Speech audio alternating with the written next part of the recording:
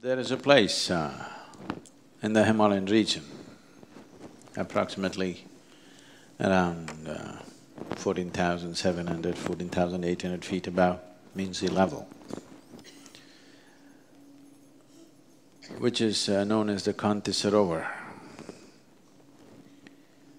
Kantisarovar means a lake of grace.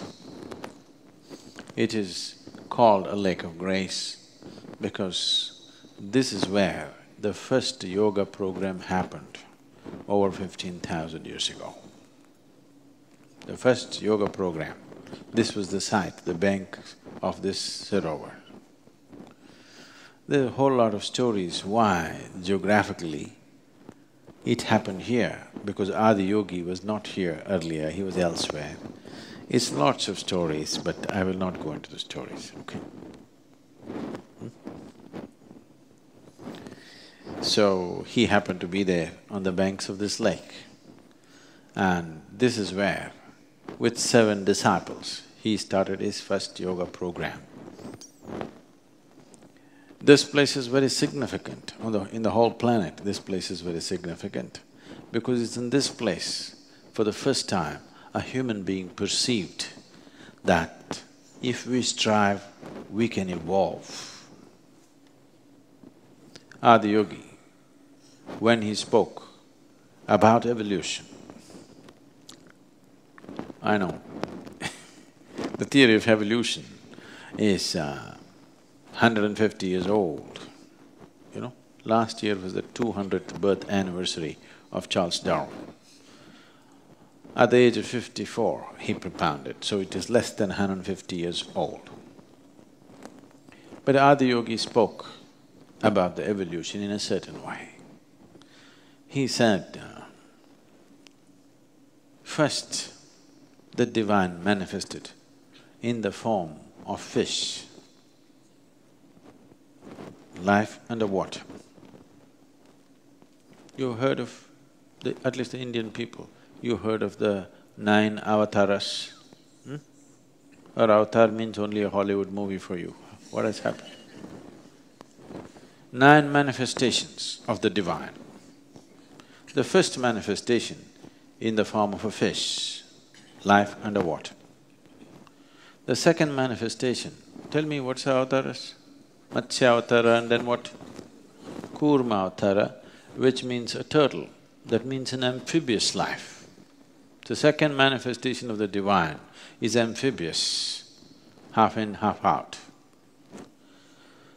The third manifestation is Varaha avatara, divine manifested in the form of a boar.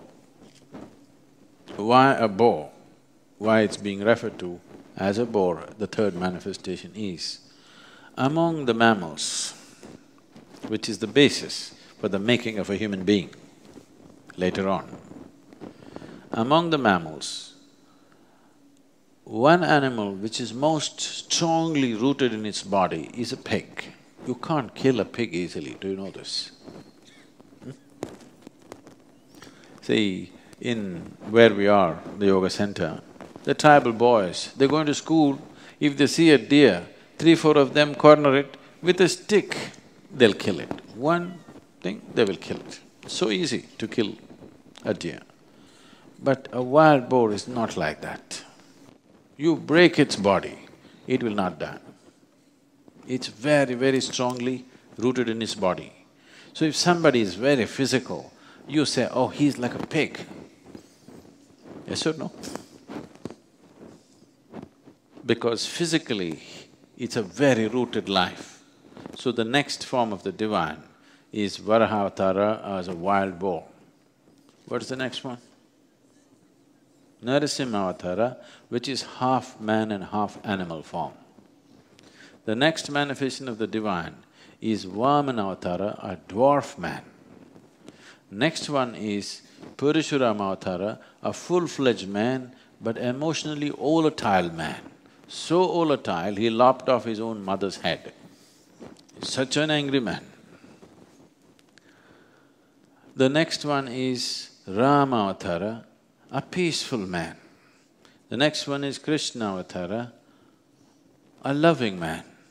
Next one is supposed to be the Buddha, a meditative man. The next one is supposed to be a mystical human being. So this need not necessarily mean that one person.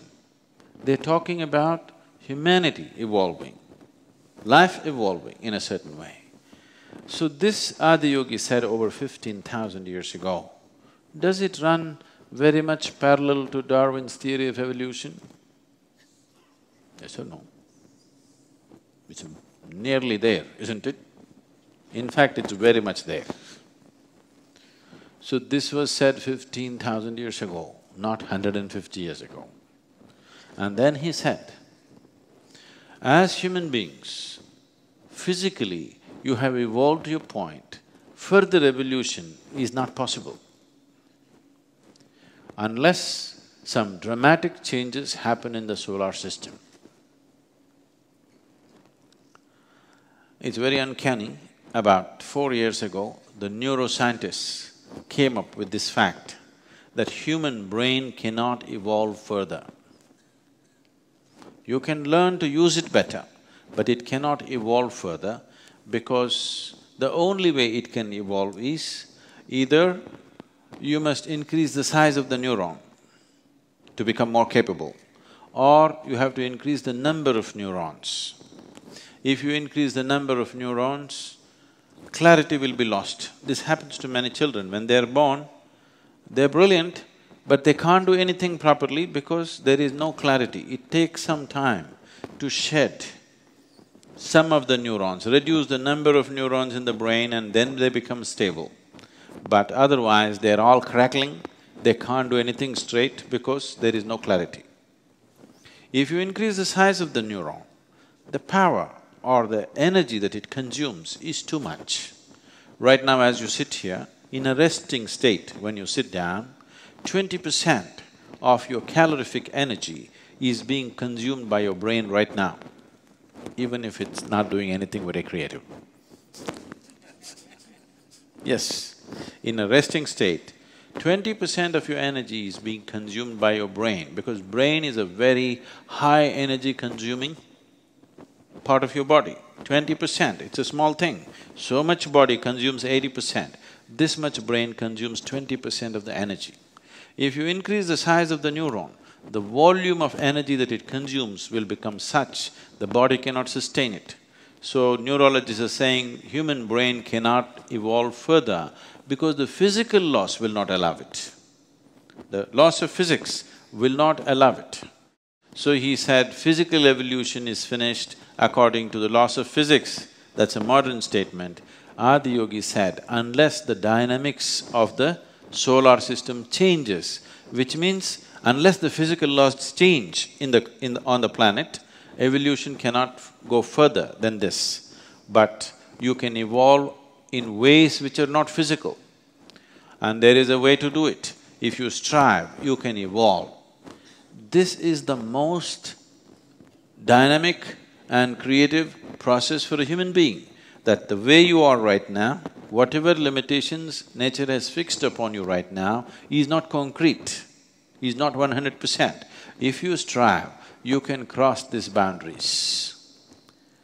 So this idea and the possibility of evolution and the technologies to evolve, as to what you can do to evolve, this happened on the banks of this Kantisarovar, about 6 to 8 kilometers above Kedarnath. It's not a touristy place, it's something you have to trek in the snow, otherwise you won't make it.